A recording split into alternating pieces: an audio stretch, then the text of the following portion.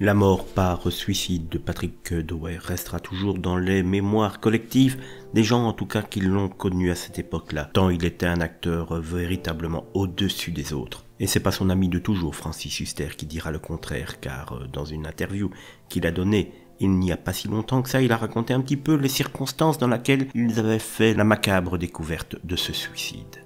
C'est le 16 juillet 1982 que Patrick Doer met fin à ses jours dans son appartement du 14e arrondissement de Paris à l'âge seulement de 35 ans. Un destin véritablement brisé sur lequel donc son ami Francis Huster est revenu au micro de l'émission Dans le rétro au mois de mars dernier.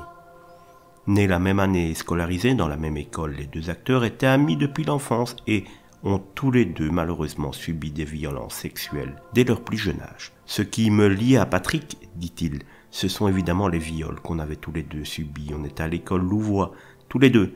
Mais Patrick travaillait déjà comme comédien, moi j'étais beaucoup plus dans l'ombre, et lui était déjà dans la lumière, s'est souvenu l'ancien sociétaire de la comédie française. Le matin de sa mort, Patrick Doer s'était rendu sur le tournage du film Edith et Marcel réalisé par Claude Lelouch, et dans lequel il devait incarner le boxeur Marcel Cerdan.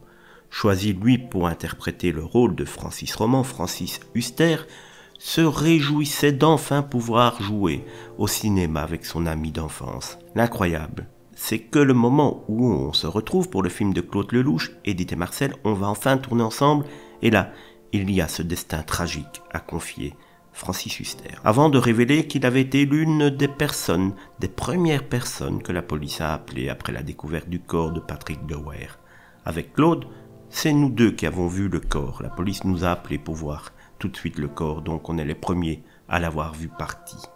Selon Francis Huster, Patrick Doer aurait énormément souffert des échecs qui se sont succédés dans sa carrière. On savait très bien tous les deux tout ce qu'on avait vécu, mais j'ai toujours eu l'impression que Patrick avait dominé sa souffrance.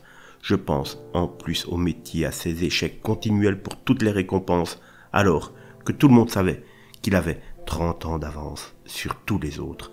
Je crois que ça a beaucoup compté aussi dans son état d'âme, et nous rajouterons en plus de Francis Huster que cette histoire de tromperie de sa femme avec son ami du moment n'a pas arrangé beaucoup les choses.